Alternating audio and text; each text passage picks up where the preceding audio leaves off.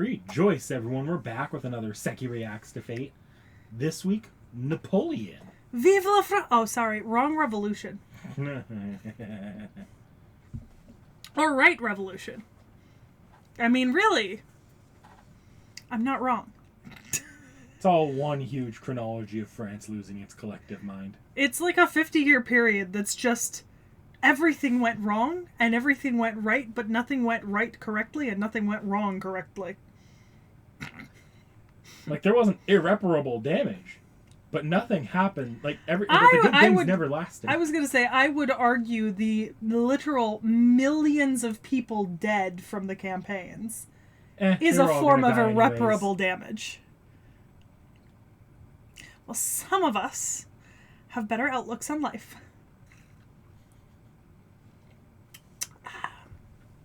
So, Napoleon Bonaparte. Napoleon de Bonaparte. Napoleon the First. One of the most famous figures of French history. Arguably. Fun fact, guess what I never learned about in 12 years of schooling? Napoleon. Really? So, we didn't get it in elementary school, at least I didn't, right? No. And then didn't get it in middle school. Because we had ancient history, and then American history. Yeah. Yeah. And then in high school, you had, what was it, geography, right? I think our second year is supposed to be world history. Yes, it was world history. Remember, I was in a special program second year. We did modern history of Africa, South America, and Asia. Man, he skipped completely over Napoleon. So that's part of the reason why I struggle so much in some ways with all of these like French and Austrian, like from like, I'd say probably about like, shut that door, 1100 to like 1800, right? Because the year that like in the American school system, at least on the West Coast, the year that it would be technically mandated for like world history, right? I was in a special sort of program where we focused on like modern colonial and post-colonial history of colonized areas of the globe and Asia, right? So we didn't talk about Europe at all, except in sort of the abstract of like, this European nation colonized, right? And then in our junior year, it's American history, right? And it's modern American history. So you don't even get like the revolution. No, you're expected to have already covered that, right? Being fair, I covered that in probably just enough in depth in 5th grade. So. Yeah, we covered the revolution like earlier. And then in senior year, it's U.S. government and economics, at least where we are. So I somehow, in 12 years of schooling, managed to completely miss, like, in general, Napoleon. And largely the French Revolution. Entirely. Like, basically everything from 1200 to 1800 in Central Europe. Just missed, unless it had directly to do with specific colonization. And even then it was just as far as, this country was colonizing them, right? And then in college, I took African history, I took Asian history, I took world history pre and post 1500, and somehow I think I still didn't get anything about Napoleon. Like, I took a world history class that was supposed to be 1500 to modern day, and I could pull out the notebook right now, and I don't think we touched at all Napoleon. Somehow. Now that I'm thinking about it, wow, what the fuck? What you looking up? What? I just remembered an anecdote that I learned from FGO, but it is historical fact. What? And this is why I have a soft spot in my heart for Napoleon. Because there's an anecdote that on his wedding night he was bitten by a pug. That's hilarious. Anyway, so, granted, all of the servants for this month are really just forcing me to, like, brush up on, like, a period in European history that, like, my vaguest knowledge of is that France killed their king and their queen, and then there was a list of, like, very bad, there was, like, a whole list like a whole group of very badly executed governments, and a bunch more people died. And then eventually France became a democracy. Like a republic, right? That's essentially, I'm just having to relive all of that in my own context. And I don't know I don't know if I'm doing better or worse than I would have been if I'd gotten this in the school context, to be honest. Because I feel like doing it the Fate way, I'm studying individual characters, but then, like, I will admit, when I was, like, looking up Napoleon, right? So I knew about his expedition to Egypt, right? Mm-hmm. Did not realize at what point that occurred in the chronology of Napoleon. I thought he was already emperor when he did the expedition to Egypt. He was, in fact, not. Right? My ass fully thought that it was just the emperor of France had gone off to, like, conquer Egypt, basically. No. So, like, I mean, I get interested in stuff. Like, I was like, oh, look, invasion of Russia. Let me just hyper-focus on that for, like, 3 hours, you know? And then I'm like, I really don't need any of this. This was just for my own edification. All right. So, Napoleon is famous primarily for leading successful military campaigns during the French Revolutionary and Napoleonic Wars, as well as serving as the leader of the French Republic and the Emperor of France. He was born in Corsica to a family of Italian and Lombardy families of minor noble descent, and he had 7 siblings who survived infancy, 5 more who were stillborn or died in infancy. He was baptized as a Catholic as a child, and his mother was one of the strongest influences on him growing up, and when he was older, he would actually admit and say several times that the closest thing to a child's heart is their mother, and they have the strongest influence on a child when they first start their life. When he was 9, he was moved to the French mainland and enrolled in a religious school to improve his French. Unfortunately, he apparently always spoke French with a Corsican accent and had very bad French spelling. Is she crying at the door? She got mad that I kept putting her on the floor, so she stood by the door. Well, she's not really one to be held up above your head. She seemed satisfied with it when I was doing it. I was so surprised that she did not thrash more. Anyways, ironic that his French pronunciation and spelling were still kind of shit, so are mine. Don't judge me.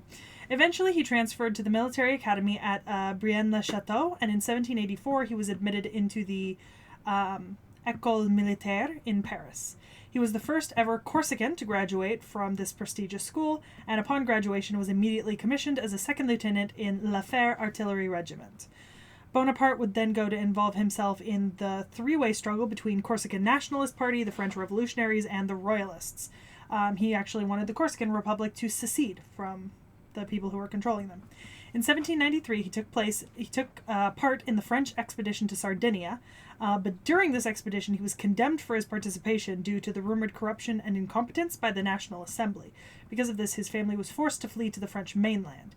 He then participated in the siege of Toulon in 1793, and after Robespierre's death in 1794, his association with the Jacobins made him not popular with the new political regime. During this period of time, he was also in a romantic relationship with Desiree Clary, who would later go on to become the Queen of Denmark, whose sister was married to his older brother, who were named the King and Queen of Naples while he was the Emperor of France. If I remember that correctly. Her name was Julie Clary.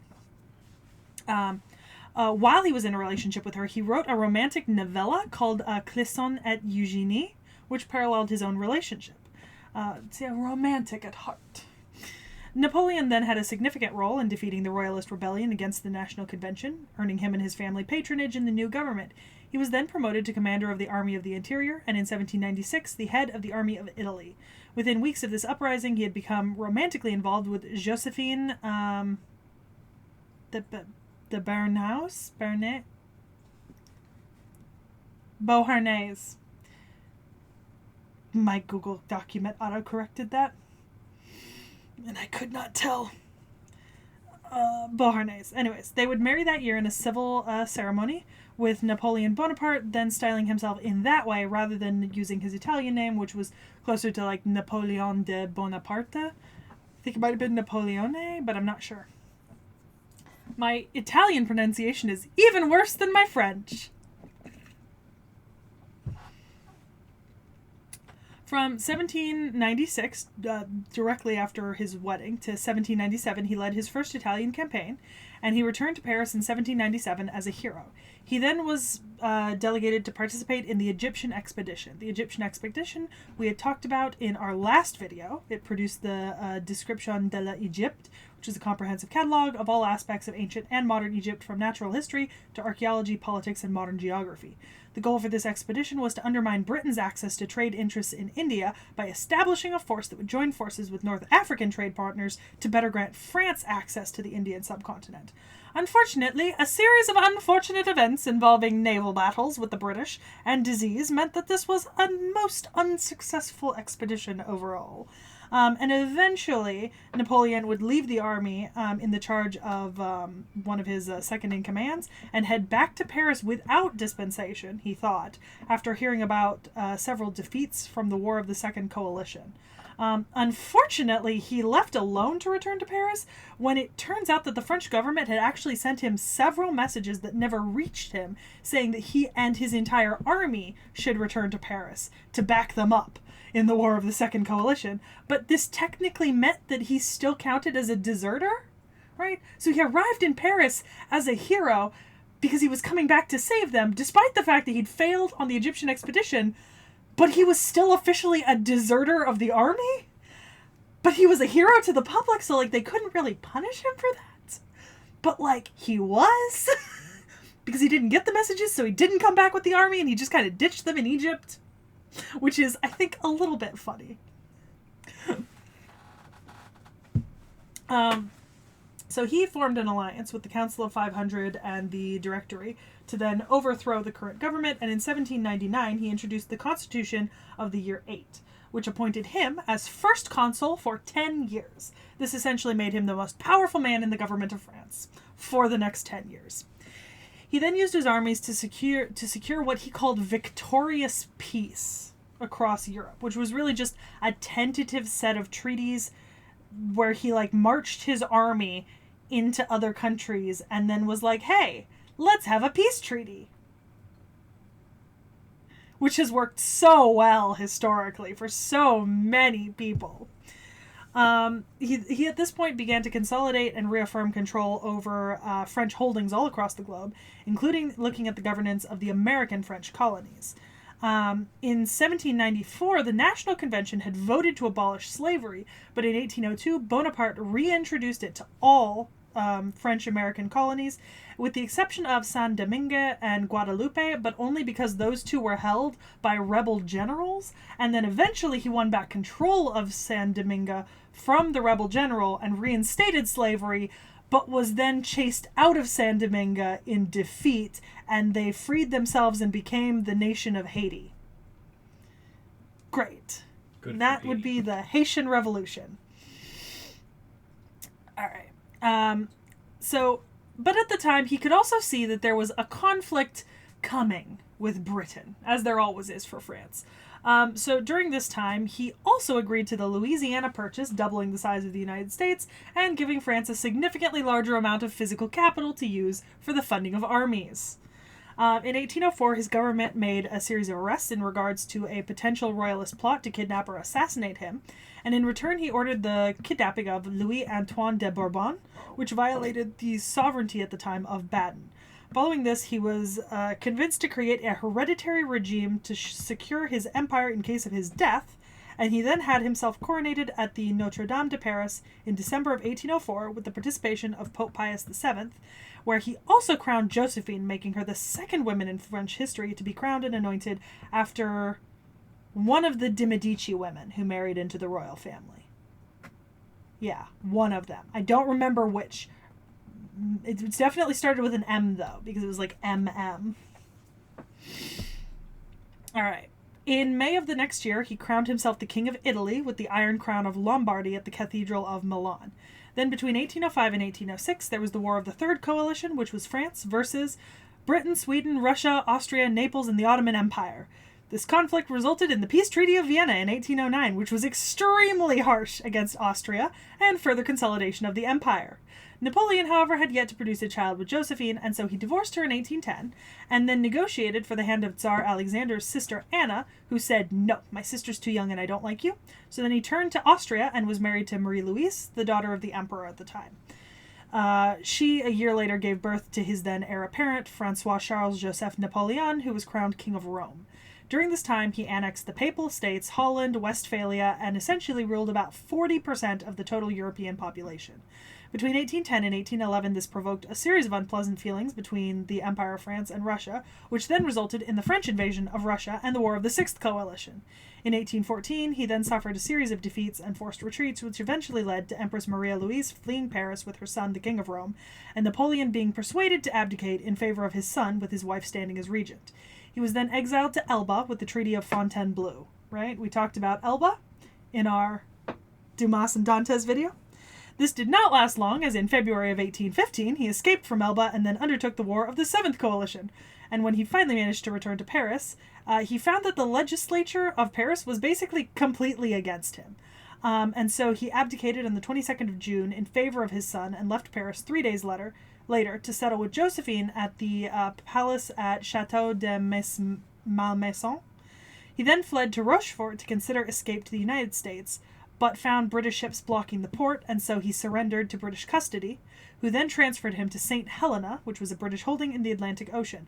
From St. Helena, he would attempt to insist on imperial formality and attempt to circulate reports of poor treatment in the hopes that his allies and enemies would be forced to revoke his exile, but by 1817 his health had worsened, and in 1818 it was announced that he would remain prisoner for life. This caused him to become extremely depressed, which aggravated his increasing health conditions. By 1821, he was completely confined to bed, and he died in the same year, with the autopsy reports stating that he may have died by stomach cancer, but also that it could have been arsenic poisoning. His grave was located in the Valley of Geraniums, and he was given military honors for his funeral. And in 1840, a state funeral was held in Paris, with 1 million people in attendance. His body was placed in the cupola of St. Jerome's Chapel, where it remained until the Tomb of Napoleon was created in 1861. Imagine if he had made it to the United States. Think about it. American Napoleon. So we have ample records of Napoleon as a man from those who were on his side and those who opposed him. And while in general the portrayals of him are vast and varied, historians do agree that he must have had an excellent memory and been highly intelligent, and that he must have been an inspiring leader. But most of the time in power, he was ruthless, and many would call him a pragmatist and a realist. But, I mean, consider, he wrote a love story novella when he was younger, so maybe there's a little romanticism in there, not just the pragmatism. He was a superstitious man, believed in omens, numerology, and other systems, and then outside of his military conquests and his time in power in France, he's also known for his military reforms. He created the Napoleonic Code, which was a civil code of law, centralized administration in the government, passed down educational reforms and military organization reforms. Regardless of all of that, when you consider this man's life, it's true that his foreign policy and control that he exerted over such a large portion of the European population is not an insignificant part of the causation for all of the Napoleonic Wars and the millions of deaths that resulted from them. He also funded his military campaigns and wars primarily through taxes and seizing troops from villages that he conquered. Propaganda has been made both positive and negative about him, including rumors and jokes about his height, his stature, how well he could do in bed, etc. Basically, every part of his life has been propagandized in the positive and the negative. Regardless of what you think... You could say that Napoleon is a short king. Regardless of what you think, he does represent a long-term influence outside of just the effects of French history and French government, because he also reorganized the Holy Roman Empire, sparked the movement to Italian unification, and had a significant effect on the Spanish and Latin Americas, as well as the French-American colonies.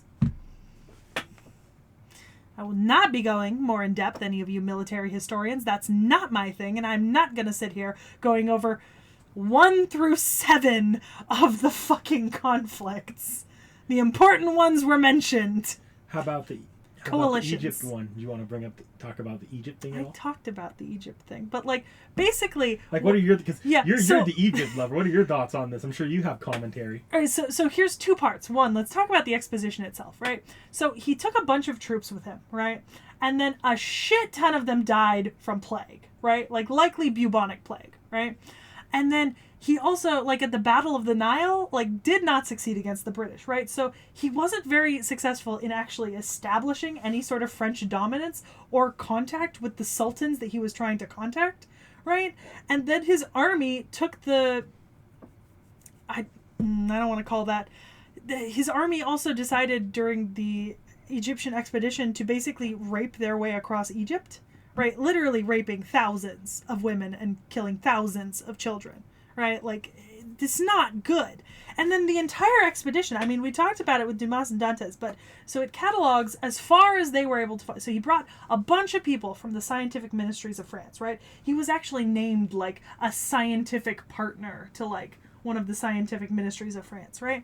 And he takes like historians, geologists, like like he takes all these people and they make this huge description book, and it's got the natural history, it's got the politics, it's got the geography, it's got the ancient geography, it's got the archaeology, it's got the flora, it's got the fauna, but it's like just one big like, I mean, now it's one big catalog book, but back then it was just publications by 1,000 different people based on all the shit they saw. And remember, it said that when Napoleon found the Sphinx at Giza, he could only see the top of its head, and he then excavated down, right? Because it was covered by sand. And, like, I don't blame him for excavating down, but, like, it definitely exposed the Sphinx to like a much greater amount of decay than it was while it was buried in the desert. So it's highly likely that the Sphinx was significantly more preserved when he saw it than it is today, right? First of all, which might not have happened if he hadn't dug down so long ago and then it just got left out. But I mean, at the same time, like the turn of the end of the 1700s into the 1800s, that's like the prime start of Egyptology. Right? Like this is where the fascination with, literally this expedition is where the fascination with ancient Egypt comes from. This is it. This is what brought ancient Egypt into the cultural zeitgeist of 1800s Europe, right? This is the cause, which I can't be altogether mad at, right? Because that's why we have Egyptology, but at the same time, that's also why we had Egyptomania, and why, you know, those damn zany Victorians were eating mummies, and like all this other shit happened. And there were like forensic experts would unwrap mummies in like medical performances and sell tickets for people to watch them unwrap mummies. On one hand, he unburied the Sphinx. On the other hand, he unburied the Sphinx. On one hand, he opened the can. On the other hand, it was a can of worms. Yeah. Like, I'm not mad, but I'm furious, if that makes sense. You have the book, right? You I do. For Dantes. It's right, it's over there behind Eustace Kid's figure box. Behind the box? Yeah. It's that big, thick thing labeled in French. You brought this out last time, so... Yeah. May as well... Yeah. I did. So I have, like, the combined description de la Egypte, and as you can see, it is literally just like a catalog of Egypt, right? Like, it's the description of Egypt. So that's the other thing is, part of the reason I can't be mad is because some of the things that were documented here, right? Like some of the sites that he documented in these like drawings and engravings don't exist anymore, right? Like they're just not there anymore. They've disappeared, right? They've been destroyed. They've been like moved. That things have happened and they're no longer in the places that they once were. I was gonna say there's a engraving in here of like what the Sphinx looked like supposedly when he found it. I'll say it because I know that there's one in here of the Sphinx when he found it, and it looks totally different than it does today. The same thing with like some of the temples. Like, we don't have any temples that look like this anymore, right? We don't have things that look like this anymore. But they looked like that at least enough that he could see them when he was there. So I'm also like maybe just like intensely jealous. Like, these paintings don't have this color anymore. We don't have color like this in most Egyptian, like, engravings anymore. But, like, this is proof that it was like that. And I mean, like, we knew that they were colorful. We knew that that was a thing. But it doesn't... There's something different about, like, seeing it. You know what I mean? Even through the eyes of, like, a painter or something. It's still... It's different.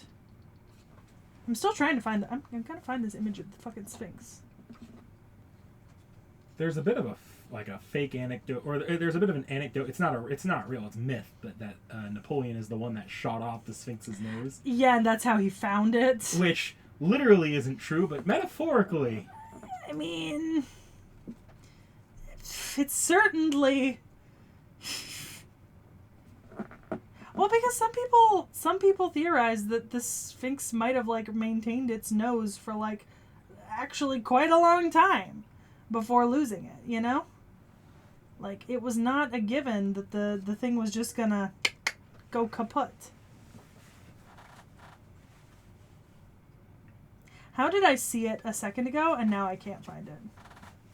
Maybe it's buried in the sand again. Nick. This a bad joke. This a bad joke. It's a very bad joke. No, I saw it. Right, okay. That's not what we have today. No. This is not what we have today. You guys are just gonna have to look it up. I know it's not a great quality for it to be seen on like your screen, and this is really kind of annoying. But yeah. Also, this is not in English. let's just get that. Nothing in here is written in English. Anyways, yeah. So I have opinions on the expedition to Egypt. I thought you would. That's why I wanted to give you a chance to say it, because I knew you had more to say. I was trying to be good. On that regard, is there anything else that you're holding in? Feel free. These aren't going to be long. Like, you can see the amount of tabs I have pulled up. That you is have true. Plenty of time. No, I think I'm pretty much good. I mean, like, any other comments, I mean, people would probably... Like, yeah, he was short. Like, we know, like, descriptions of him in his lifetime. He wasn't a dwarf, but, like, he was shorter than the average man. It's said that when he was older, he gained a bunch of weight, looked, like, sallow-skinned. I thought the description of his height was that he was just an average size man. Slightly smaller than average, according to most people. Yeah, who met him. So. Okay. All right, well, what class are you thinking? Rider? Interesting guess. No, I'm not going to call him a ruler. Saber? Well, whenever you're ready. He is an archer. Why is he an archer? Because archers don't have bows and arrows, you know? Is that a cannon? Yes, it's a cannon. It's a giant-ass cannon. Okay. Man, fate really said, let's make him giant. Yes. I was kind of hoping that this was just an exaggeration and he's actually a really, really small sprite. No, the man's big. Damn. That would... Oh, look, there's the bicorn that he's famous for wearing and everything. Jesus. What the fuck? It feels... Okay. Very regal. Yes, he is a big guy in direct defiance of the short, tall tales. Yeah. Napoleon says that two things are why this is the case. First, history greatly exaggerated how short he was. And then the other reason is that this is the Napoleon that France sees as its natural hero, so he's summoned as a bigger, larger-than-life servant. Larger-than-life hero for a larger-than-life man. Yeah. So this Napoleon reacts strongly to the desires and wishes of the people. He makes it his personal goal to make the impossible possible, as he puts it. He literally is a catchphrase that I don't know if you'll see it in his Noble Phantasm, but he'll say every once in a while when you use it, "Nothing is impossible because I am here." I mean, that's the same as me just going around and every time somebody says something's impossible to me, I just go, not impossible, just highly improbable. Look, I just find it amusing that the man is a fucking behemoth of a man and also shares a catchphrase with All Might. Oh, God. Well, to be fair, All Might is also a larger-than-life figure. Yeah. And deliberately so. So he devotes his all to seeing the hopes and dreams of the people accomplished. Okay. Another quirk of his is that he claims that whenever summoned, he goes out of his way to fall in love with at least one woman he meets and devote himself to seeing her happiness. I mean, he never really left Josephine. Like, he might have divorced her, but did you notice when he finally abdicated in favor of his son, he did go to her palace. Mm-hmm. You know? And he thought of her in his last days. I mean, like, Josephine was his wife. So, I mean, I don't, you know, and then he had that romance that he wrote a novella about when he was younger. Very clearly there was something there. Yeah. So, in story, this is how he would end up proposing to the cryptor Ophelia, if you remember from our Sigurd video. I do. Right in front of Scotty, much to Ophelia's chagrin. That said, having Napoleon doing all in his power to make sure you end up happy is far from the worst fate in the world. Mm-hmm. The entire ordeal would lead to Ophelia being inspired to change her course of self-destruction within the Lost Belt. So, good guy Napoleon? I think it's interesting that fate is by far choosing the more benevolent route on how to go with portraying him, because, like, obviously historians have gone both ways. You have to consider, like, Napoleon is a recent enough figure and we know enough about him, and he was a part of so many major events in like recent world history that there are like hundreds, right, of biographies and accounts written of Napoleon and what he did during his lifetime, and some of them are really positive and some of them are really negative, and some of them kind of consider definitely both perspectives. The French mythologicized version of Napoleon. Yeah, which is by far leans on the positive side, right? Because, like, if France does two things, right, like really well. It's essentially vilify Louis XVI and Marie Antoinette, right? And then raise up, you know, Madame Pompadour and all the people that were part of the revolution. And remember, he was part of the revolution. And then, arguably, the French, I mean, he put a bunch of reforms into place. The reforms were good for people, you know? Like you can see why he's a well-beloved figure in French history, but then, like, you zoom out to world history, and the man raped Egypt, and then also tried to not just Egypt, and then perpetuated slavery in the Americas. Mm-hmm. Also, the invasion of Russia and the forced treaty that was super unfair to Austria. Like, you can see why he was yeah, quite controversial in the rest of the world. It's one of those things where I feel like if you take a look at, like, world leaders, if you remove the military stuff and I feel like if you remove the military stuff and look at just the governmental side of things, like reforms and stuff, you get, like, a pretty good idea of, like, the person themselves and their policy, right? Like, what their political opinions are. And then you can you look at them and you're like, oh, okay, I align, I don't align. But then when you add in the military stuff, that's when I get a little leery. Napoleon is an inner, because I'm sure you could do, if we, like, took the historical figures from ancient history and ran them back, even the ones that are viewed better within fate and within just general, like, storytelling, you probably would find some fucked up shit. Well, I mean, was my ancient Rome Blorbo, not Hadrian, but the last emperor in the year of the four emperors, Galba, Otho, what's his name? Vespasian was largely, like, the stories about him basically call him, like, a crass, like, uninteresting, like, man who just had no respect for anything, right? But that man took Rome from being a burnt-out husk with no money to a prosperous empire. And did that with relatively little conflict on the grand scheme of Roman emperors in a decade.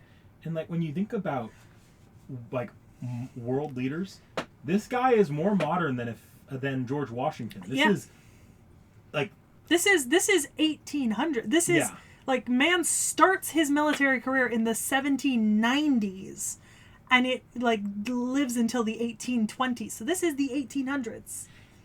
I personally find it interesting when we see Fate cover world leaders this recent, because every world leader has some blood on their hands. Oh, they have to. So it's interesting to see what angles they take with it and how they go about it. Because from the 1700s to the 2000s is essentially what I would consider to be one of the most bloody eras of European history, right? Like, sure, there's a lot of conflicts before the 1700s, but they're on a much smaller scale. From the 1700s to the 2000s in Europe, the conflicts that occurred were large scale, involving multiple nations and kingdoms and empires, causing millions of deaths across all of Europe, whether it be from like the lingering economics or the actual politics and the war itself.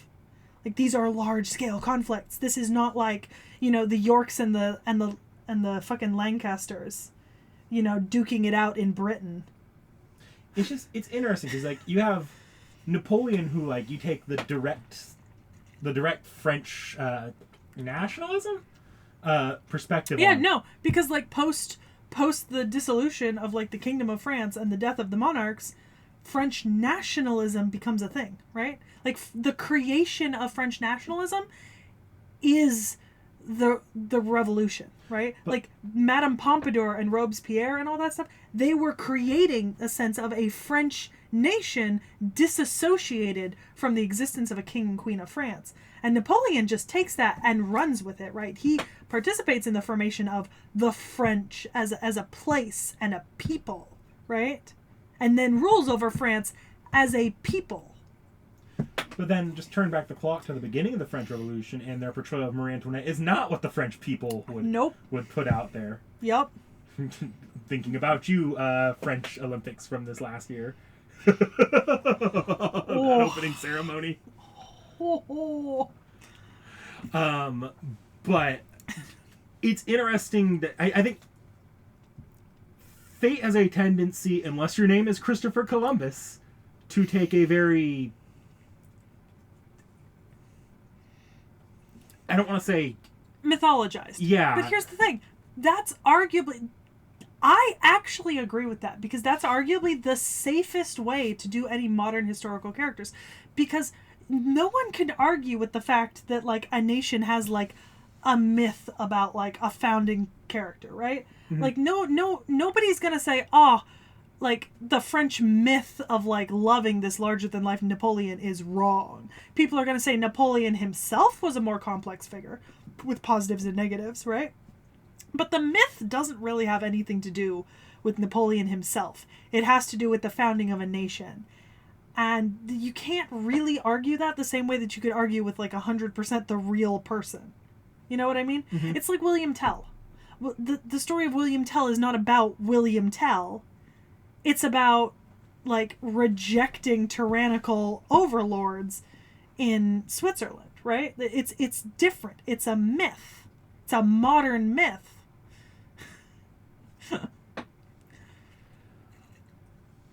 So I think I've said enough there. Do you want to go ahead and bring us into relationships here? Oh, yeah. I never preview these, by the way.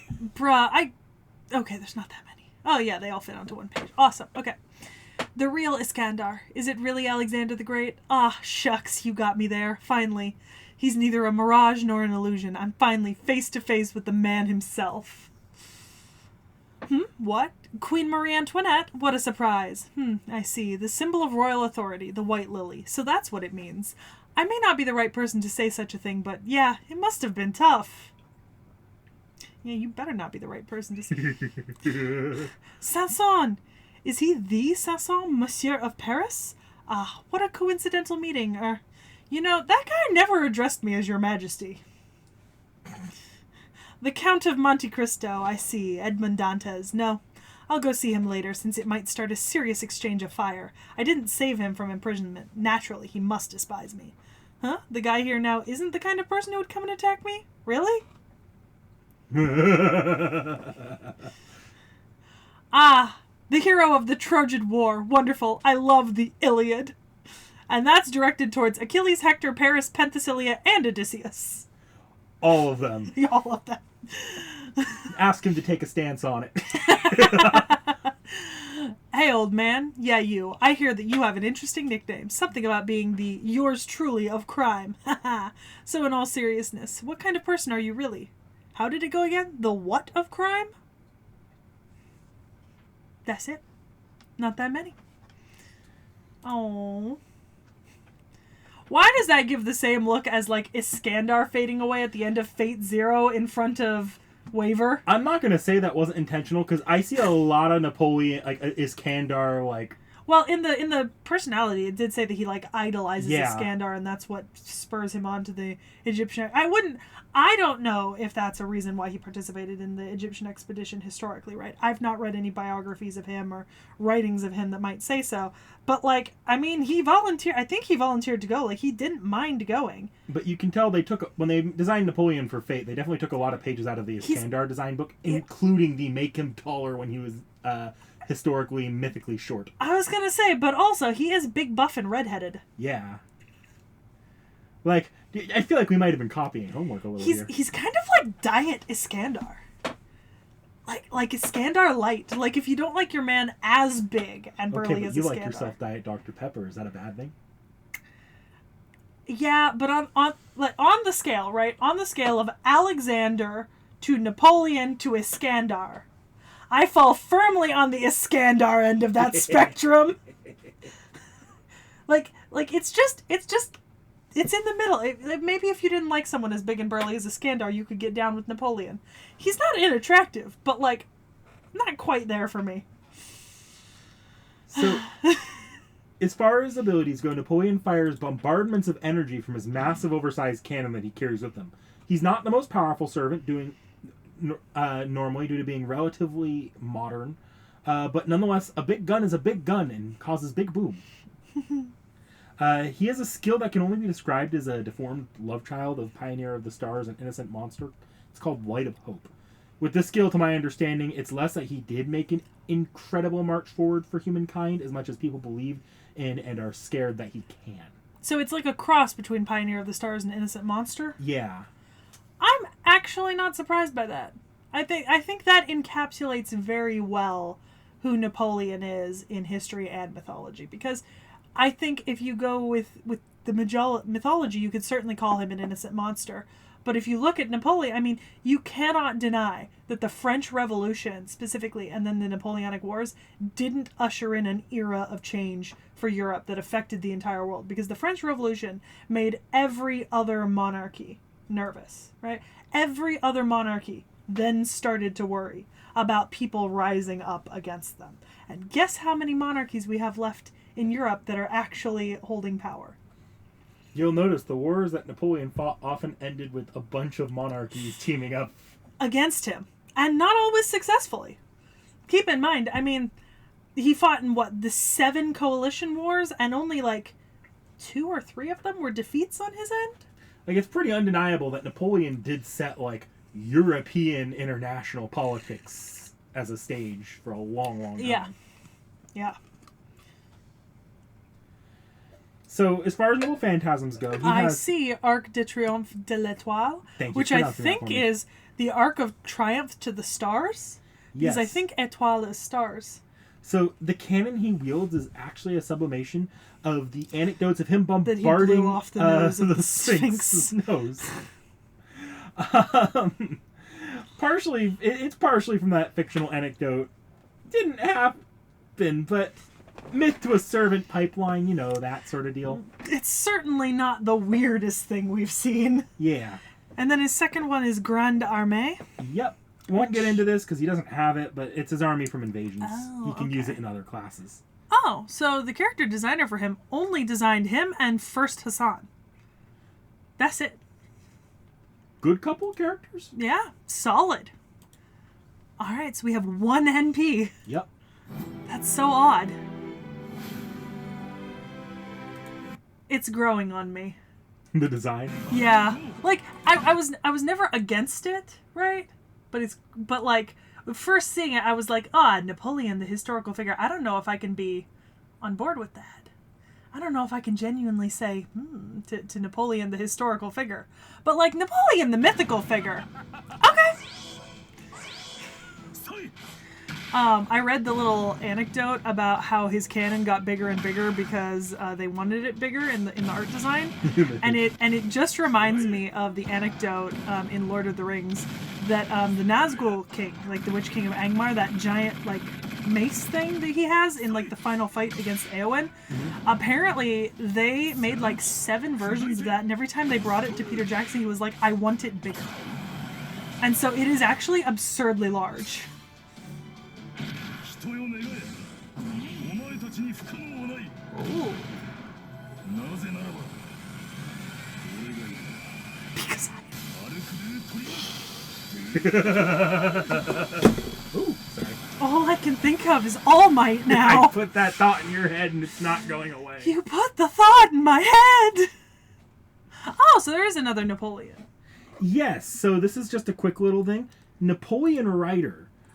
This is a theoretical Napoleon that only Aris from Fate Requiem has ever recounted meeting. This Napoleon is supposedly much shorter and more representative of Napoleon the General and Invader. He's not even in Fate Requiem. We just know from FGO that he was summoned into that world. This one has the Grand Army.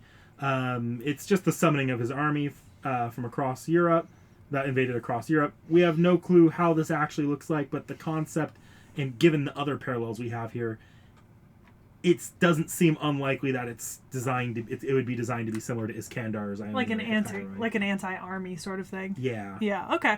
Or even an offensive version of Leonidas' strength of 300. Yeah. Yeah. Okay. All right, I'm going to close that then. Yeah. And we have Gallery. Oh. Grey League. Oh, batter up. I'm not sure I want to be in the way of him whacking a baseball bat with a cannon. Oh, so cute. Oh, so cute. Let's see. Okay. Oh, we have a fair amount of extra art, actually. Well, That's just the regular. I know, I'm just looking now. I think I know No. Who are you missing still? I think I'm missing that.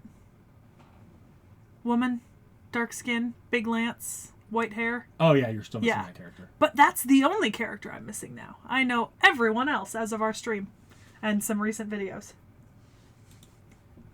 All right. Oh, good art.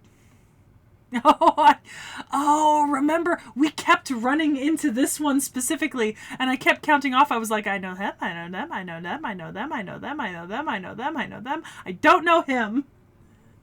It's a very Greatest Showman. Crack open a cold one with the boys. Okay, hear me out here. Live action played by Hugh Jackman. It would be perfect. Yeah. It would genuinely be perfect. I don't know who's in the background, but whoever it is wearing very little. I don't know either. They have dark skin with a bow and black hair. Is that Karna or Arjuna? Arjuna. I think it's Arjuna. Yeah, that's Arjuna. Yeah.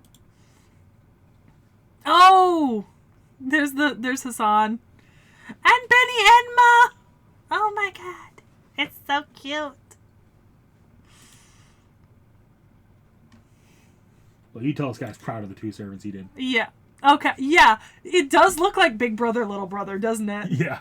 It very much looks like Big Brother, Little Brother. By the way, I have misplaced my Iskandar shirt, and I have no clue where it is. Aww. So I am on a quest to find it over the You next need to couple find of it by weeks. the next Fate Week.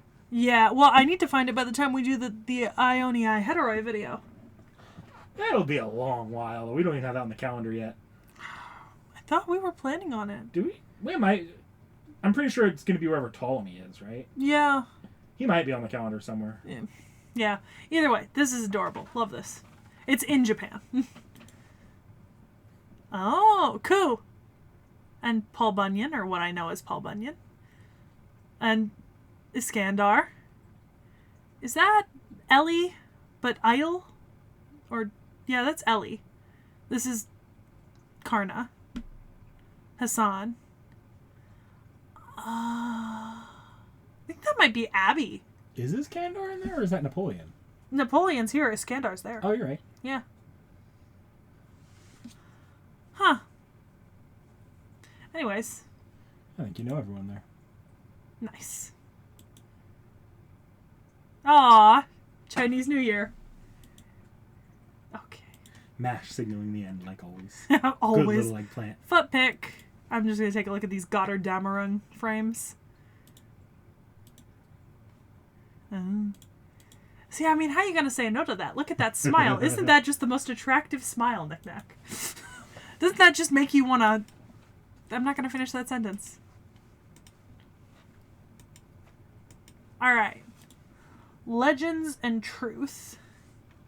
Ooh, cigars. According to legend, the word impossible does not exist in Napoleon's dictionary. According to some records, Napoleon loved to smoke Spanish cigars. He denies neither of these things. He may deflect with a joke if the topic of his appearance comes up, but he never denies the legends, anecdotes, and records about him. He simply laughs and says, "At least they're all true of me now." The correlation between legend and reality, or rather their contradictions, can be applied not just to him, but to all heroic spirits. Should that be the case, what feature makes Napoleon unique? Act like you accept them all. Legends, anecdotes, and all records. Fair. Okay, traveling circus. Gorgeous owner P. Chaldea's group circus. Yep. Yeah, it's not any more zoomed out. All right. Military rations, canned. Man, that looks nice. That's a nice-ass military ration. Numerous canned foods stuffed to the brim. Each can proudly bears the seal of Emperor Napoleon. They're Napoleon brand canned foods. Ooh la la! These are perfect victuals for the Grande Armée. Even the Winter General is no match for us with these. He has absolute confidence in their preservative properties, likewise in their nutrition and taste. Servants who have mastered an array of disciplines were involved in the making of these cans, so of course he would be confident in them. Take them on your next trip, or maybe hold a canned food party this coming weekend. That's right. This is about the time in history when canned food was becoming a thing for armies and expeditions, and was tragically one of the reasons why the Franklin expedition was so horrific. By the way, did you see that one of the missing members of the Franklin expedition, his remains were found just a couple of weeks ago? Really? Yeah. Evident. It was literally just like a jawbone and some other stuff showing obvious evidence of cannibalism. But have you heard of the Franklin expedition? It was a North Atlantic expedition that went horribly wrong, in that basically everyone ended up dead from starvation, exposure, and cannibalism. And their bodies were strewn across hundreds of miles because the remaining survivors just kept trekking, trying to find help. It was horrible. The things I do know about history. Oh, a good pairing. A lovely pairing. Ladies and gentlemen, the people's wishes are all here. It's time to begin the greatest show. Your guide is Napoleon, a man of possibilities and a legendary dragon hunter. Outside, the self-proclaimed flying general, more wacky and incomprehensible than Marengo, is able to swim due to his interpretation that the ocean is like the grasslands. Now you see here a never-before-seen experience awaits you all. After all, the word impossible doesn't seem to exist in my dictionary. Alright. All the way, bang. Fergus? Napoleon?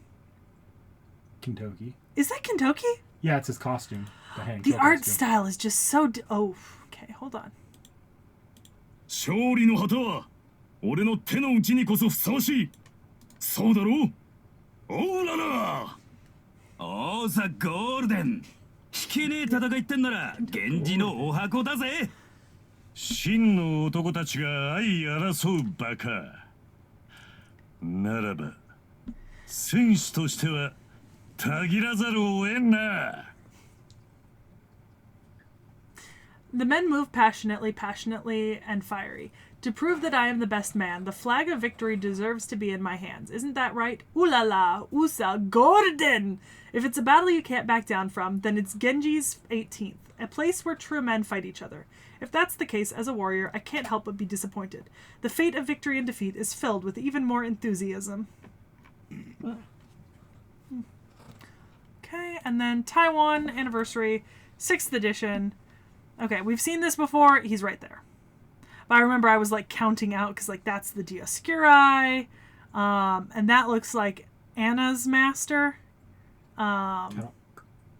whatever his name is. And so if you knew better, actually, I don't know everyone there. Don't I? Wait, hang on. Let me count it out. Da Vinci, Artoria Pendragon, Fu, Xiang Yu, Li Shuwen. We haven't done Li Shuwen yet, have we? No, we have not. Okay. Sekhie, we haven't done Sekhie.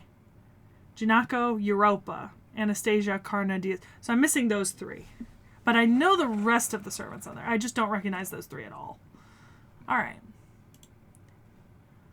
That's it. That's it. Yep. It's fun. It's more fun and lighthearted than I thought Napoleon would be, and I'm happy for that. You know what I mean? Mm-hmm. Also, I'm low-key happy that Fate didn't go into that much excruciating detail about connecting stuff back to, like, specific battles, because they've done that before for other servants, and it's always much harder for me to keep up. I would have, if they had done that kind of thing, I would have You would have directed you at warned that me. part. Well, even, you did look into a lot of this stuff and fall down the rabbit hole. I would have been like when we were doing the, hey, you want to talk about something with Egypt here? Yeah. I would have probably thrown in something there as well. Yeah, that's fair. I got your back. Do you have a hint for our next servant? One that isn't offensive? Yeah, I was going to say, I'm to an entire group of people? There is like a fine line with Yeah. this next servant between like giving a hint that is And committing some sort of offense. yeah. So do you have a hint that walks that fine line? They're French. They visited England. That's very fair. All right, we'll see you guys next time.